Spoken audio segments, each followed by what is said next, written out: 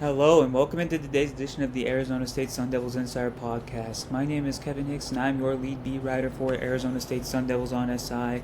And I'm so grateful to be joining you on this beautiful Friday morning. And I'm once again joined by the great Tanner Capolini, who is one of my staff writers for ASU on SI, one of my interns, and he has done a phenomenal job. Uh, and we are going to preview the Arizona State Mississippi State game that is to happen as of the dropping of this recording on to Saturday. And Tanner, how's it going? It's going pretty good. It's exciting to be in the full swing of football. It was a really honor and a blast and an enjoyable time to attend the home opener last week against NAU for the ASU home opener. It was really cool to represent ASU on SI there. It's a awesome experience. It's good that the Sun Devils are 1-0. It wasn't the prettiest game, but hey, we have the win and we're hoping for another win today. Absolutely, Tanner. And just wanted to give a little rundown about Mississippi State's performance last week. So I was able to catch that game. It was a noon at kickoff Eastern time. They were on the road against Southern Mississippi, who was expected to be one of the more, I wouldn't say I guess one of the top teams in the Sun Belt Conference this season. They were tied 10-10 halfway through the second quarter. So they did struggle a little bit. They were able to come alive in the second half. They scored 21 unanswered points and they won 34-17. So this team, obviously the Mississippi State program is in the midst of a rebuild after the untimely passing of the great Mike Leach. Uh, they are still working through the semantics of a rebuild under Jeff Lebby, but this year's team is a lot different than last year's team. They did a lot of work in the transfer portal. They bring back Blake Shapen at quarterback, who only played in 4 games last season, including against Arizona State. But they will be don't don't count them out. They will be a challenging opponent for Arizona State, and I am excited to see what the rubber match brings. Tanner, do you have any thoughts? Yeah, I'm actually a bit more confident in this game. Mississippi State does have some good players, but I think what ASU can really capitalize on is with their offense. I thought that in week one, the offense has some good moments. We saw Sam Levitt rushing, which was really cool to see. We also saw Jordan Tyson and that chemistry with Levitt, but we didn't really see many other playmakers get going. Jalen Moss did not have a catch. He did have a key fumble recovery, which was very crucial, but no catches. Malik McLean, I think, only had 2 catches. Just not a lot of stuff from the other guys. And I think we're going to see that a bit more. If you look at kind of the numbers with that Mississippi State Southern Miss game, Southern Miss had a couple guys, had 2 players get over 50 yards, and I think ASU's offense is way better than Southern Miss's. And I think that we saw Mississippi State struggle, Southern Miss. I think they're going to really struggle with the ASU offense. I think the fact that ASU put up, 37, 34 points last week, and they still could have been better really shows just the explosion of this offense. I think Kyson Brown could also be a very big factor in this game for ASU. Southern Miss was able to run the ball pretty well against Mississippi State, so I think Mississippi State's going to struggle with Kyson Brown. I think Kyson's going to get going. I think he could have close to 100 yards. I think Tyson's going to have another huge game. I think he's just such a mismatch for this team. I think, yeah, Jalen Moss, like I said, Malik McLean getting going. So I think it's going to be an offensive game, and I think the ASU defense, I think at times, I think they'll play good enough to win, but I think this is really where the offense gets going. I think week one against NAU, there was mistakes. I think Kenny Dillingham and the coaching staff knows there were mistakes. I think they're going to clean them up, and I think they're going to have a really strong showing in week two. Great points, Tanner. Thanks for bringing up Kyson Brown. As some of you may know, he actually was born and raised in Tupelo, Mississippi, Tupelo, which is the home of the great Elvis Presley, and he actually discussed that they actually we actually asked him about that when he talked to media after Tuesday's practice, and he discussed having about 50 family members that are going to show up to the game. Uh, how he was recruited by Mississippi State coming out of high school, but not actually offered by them an offer of scholarship. And he definitely is coming in with some fuel to the fire. I really do believe that he is in line for a strong game. He showed his dual threat ability last week. He showed his explosiveness with that 34-yard run on the fake punt attempt. Uh, I really think the running back room is, in general, really can get going. I think that Sean Aguano, the running backs coach, and Marcus Arroyo, the offensive coordinator, have found a formula that is going to work. And we only got a little taste of it last week because the running backs only took 14 carries last week. I think that this game they could see maybe double that. We'll see what happens with the flow of the game and with how Sam Levitt is progressing in game. But also the targets outside of Tyson, that's a big factor for me as well personally. Obviously Mississippi State runs a lot of cover 1 and cover 0, so there is a chance that they decide to do what Northern Arizona did and largely leave Tyson in single coverage to continue seeing their scheme through instead of adjusting for a player of Tyson's caliber. But realistically, that could complicate things for Arizona State if they do that. Like, Tyson is a guy that can win rep to rep for the most part, regardless of the coverage that he's seeing. He's just that kind of guy. He's very, very intelligent. He knows how to break zones. He's a very nimble route runner. He has a little bit of everything in his arsenal. But like Marcus Arroyo said, sometimes it's easier said than done getting a guy of that caliber the ball. Sometimes you have plays that are thrown off kilter. Sometimes you have operational penalties that stall out drives like we saw last week. And those are all factors as well. Jaron Hamilton is somebody that I also wanted to bring up. We were talking about him last week that he possibly could be a standout in week 1, and he only ended up seeing 1 snap. According to Arroyo, it sounds like he's going to get a lot more work this week, so I believe that he is really a guy that could step up in complement of Jordan Tyson. I also think Malik McClain, like you brought up, he's a 6'5". He's very, very tall, has a good, strong build, could be a mismatch against some Mississippi State DBs that don't match him physically. I think that you're right that the stars are aligning for Arizona State's offense to have a strong performance, but I also wanted to talk about a concern as we move ahead. The Mississippi State crowd is absolutely insane in terms of the passion they bring. It's going to be loud. The cowbells are a unique quirk in the world of college football, and it's going to be interesting to see how the Arizona State offensive line responds to this new frontier that they are approaching. As we saw last week, I believe there were 2 false start penalties that they had at home, and they had 3 or 4 holding penalties that stalled out drives. Let's see how they communicate with Sam Levitt. Let's see how they hold up against different blitz looks that Mississippi State could throw at them, and that's something that I will certainly be watching myself personally.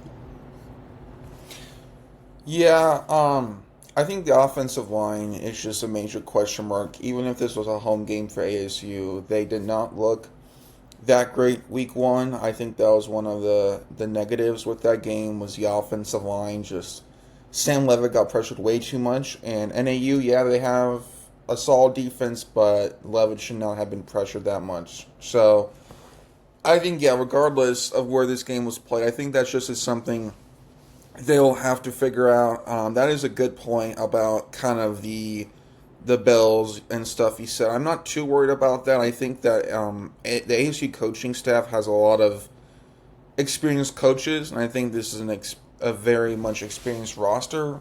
But I just think the offensive line with blocking techniques, they really have to make sure they're on top of that. And I think, too, kind of the point is, I think it's just a game where ASU has to look really strong. I think week 1, yes, they won by about 20 points. It didn't really feel like it, to be honest. They, I think, really have to look strong this game. Yes, they do have Texas State next week. They host them. That should be some of a winnable game, but you really want to look strong here. A lot of people in the media, I know, are doubting ASU, and, I can somewhat see why. I still really like this team. There's a lot to like, but they definitely had a lot of issues week one with penalties and kind of things like that. So I think that they have to really come back strong, and I think that really starts with the offensive line playing well. Absolutely. And before we get on to giving our key player for the game, uh, on the Arizona State side, I wanted to talk about how Mississippi State's offense could push Arizona State to its limits depth wise. Uh, you kind of talked about, you think that the Arizona State defense is equipped to do a good job, but you really believe it's going to be the offense that takes on the load of responsibility in this game. And Mississippi State's offense is very unique. They kind of run a run and shoot style offense. They're predicated on pace. They're probably going to run 65 or more plays during the game. Blake Shapen's going to get the ball out quick. He's going to be decisive. He's going to likely limit mistakes.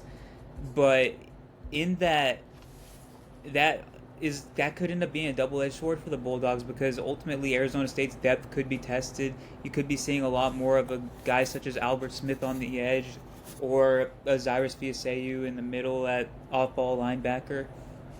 But with that, you also can open the door for the Sun Devils to be opportunistic, because Brian Ward's defense is very, very aggressive. They do very, very well when it comes to taking advantage of slight lapses from the opposing offense. And we saw that at times last week, even though they only created one turnover. They, I believe, secured 8 tackles for loss. They got 3 sacks, even though NAU tried to roll with the get the ball out as quickly as possible strategy.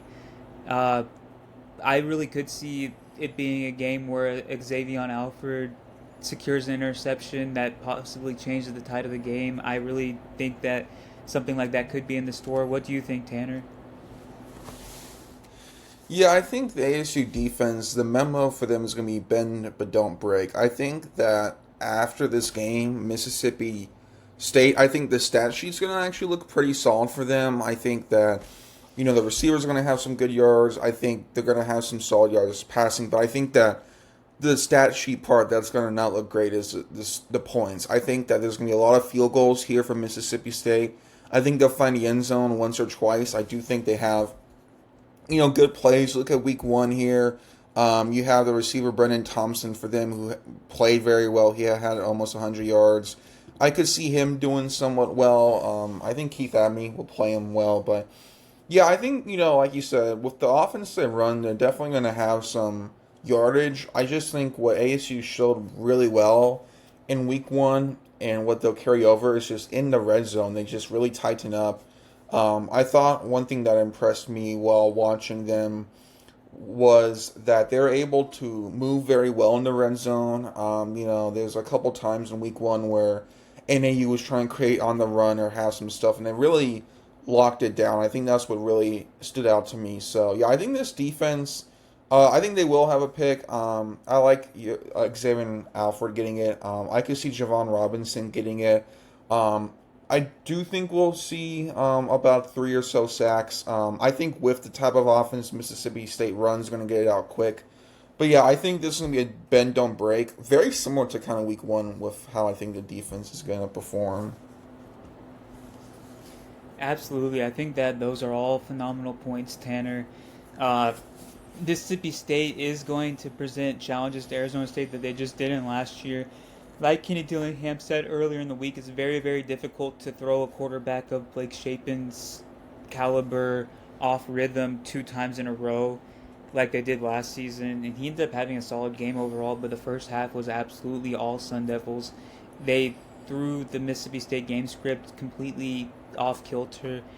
They did what Brian Ward defenses do best, like bend, don't break, create turnovers, create chaos as much as possible. And we'll see how much that is in play this coming Saturday, later in the day. But I wanted to use this as a segue into, let's talk about our key player from Arizona State. It could be offensive side of the ball, it could be defensive side of the ball. Who's the one player that you think could be the difference between a win and a loss for the Sun Devils in this? Yeah, I was trying.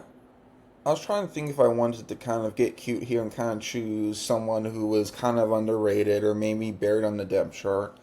But I'm going to go kind of chalk here, but I want to go with Kyson Brown. I think, first of all, for a couple of reasons. I think that Mississippi State, like we said, they like to have a very up-tempo offense. And I think a good way of countering that is having long drives. That ASU has these long drives, running the clock, running the ball. So I think that's kind of the first point. I think the second point is not only is Kyson Brown a great running back, he's really good in the receiving game as well. And I think if we do see the emergence of Jalen Moss, Malik McLean, some of these other players, I do think Kyson Brown, being a guy in the receiving game, the defense is going to focus a bit more on him, leaving these other guys open. So I think that Kyson Brown will help ASU control the game and will leave options open for other players. So that's my choice. And also that kind of indirectly impacts ASU defense because when the offense has longer drives, the defense can rest up. That's a great point. The like we've said previously, the defense could be tested to its limits in terms of the depth because you've heard the coaching staff really hammer down the fact that this defense can run three deep and not just one or two deep like in previous seasons. So we're really going to likely see the depth get tested. And if the Sun Devils can control the clock, that might not be as much of a reality that they have to face as we think it might be right now. But for me, I really do think that I really wanted to choose a player that's under the radar for this game, and I really think Cyrus Fiaseu could be a difference maker in this game. He's just the quintessential pros pro. Brian Ward talked earlier in this week about how he's a phenomenal leader when he was discussing the linebacking room. He really is one of those players that leads by example. He's a phenomenal run support player. He really can break the backfield play on any given play. He's underrated in pass coverage, even as a reserve off-ball linebacker. I just really think that this game has his name written all over it, especially with the Arizona State run defense being as strong as it is. I think that they might roll him out there on run-down situations, and he can get in the backfield, muck things up alongside a CJ Fight, a Jacob Kangaika. I really think that this is a game where Mississippi State's offense could be stalled out because the Arizona State run defense is so strong, and because the guys such as Fiaseu can provide support in the short game passing-wise. I think that the Bulldogs are going to have some success, but I think that they aren't going to have enough success. And that is a perfect lead into our game predictions, Tanner. For me, I predicted Arizona State to win 38-28 initially, and I think I'm going to stick with that. I think that 28 might be a little high for the Bulldogs, but I also wanted to give requisite respect to that team. I believe that they are very much improved, and I believe that they very much have a chip on their shoulder to perform in this game, especially since they are really considered the weak link of the SEC. I think that they really want to prove that they can progress to back to where they were a few years ago as a program, and this is the perfect opportunity for them to do so. I just don't think that they are going to actually seal the deal in that pursuit. Yeah, a couple of things. I do like your pick for your defensive breakout there. I almost said Jordan Crook, who's a linebacker as well, so I think we're kind of on the similar thought there with the linebackers having a good game. Jordan Crook was really good week one. Coach Dillingham had a lot of praise for him, and I think he'll have a great week two. But yeah, going to the score prediction, I was close with the week one game, and I'm going to go with 43-23 ASU winning.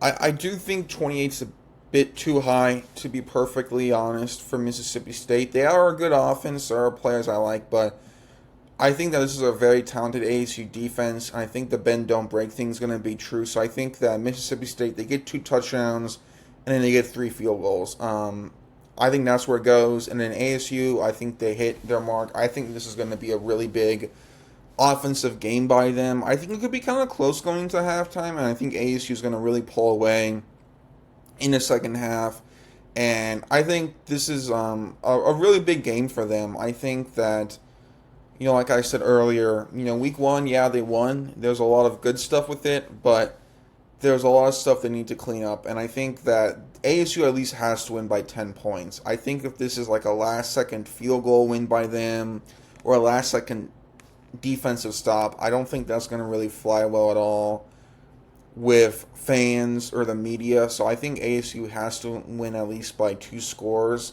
So yeah, I'm going 43-23. I think ASU wins by 20 points. I think the offense is just going to be really good. I think there's going to be a lot to like from them. I think Sam Levitt is going to really deal through the air. I think he's going to have a great game. I think we're going to see these playmakers get involved, and I think that the Sun Devils are going to be 2-0. I do not have a problem with that prediction at all, Tanner. I was really vacillating between the 20-point win or the 7 to 10-point win.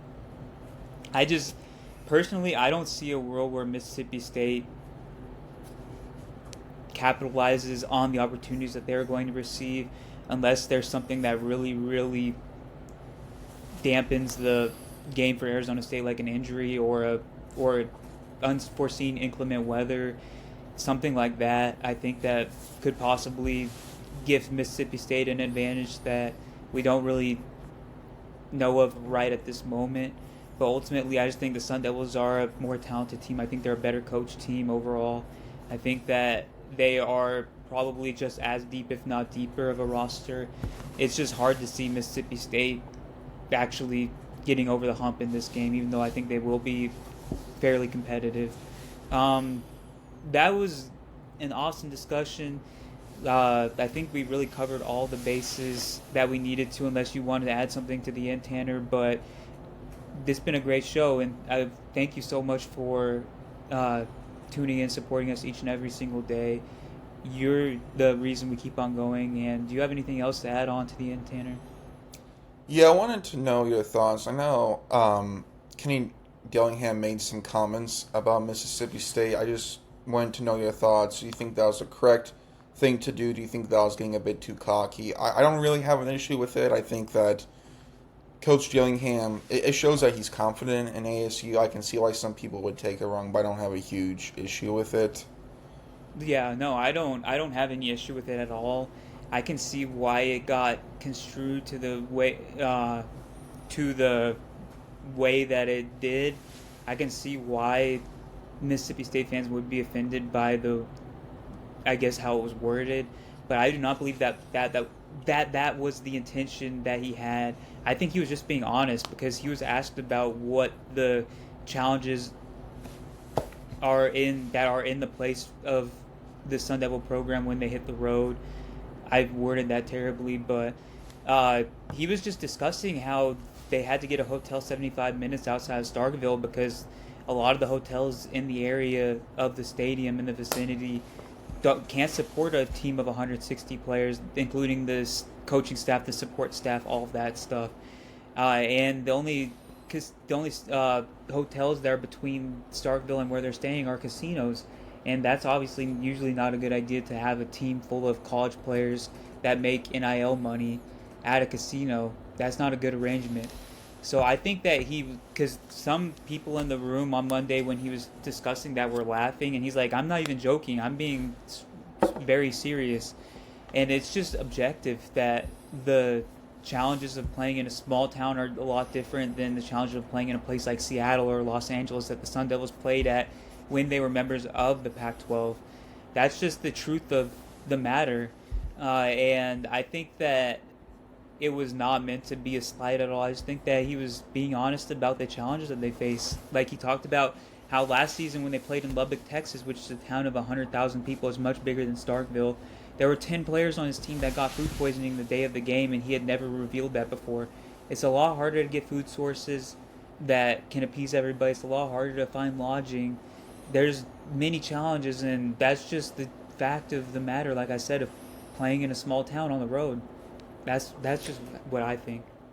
Yeah, I think that because a lot of Mississippi State fans were reacting to that. I think Coach Dillingham is very honest with what he says. He's a very truthful person, which I really love about him as a coach. I think it's an awesome trait.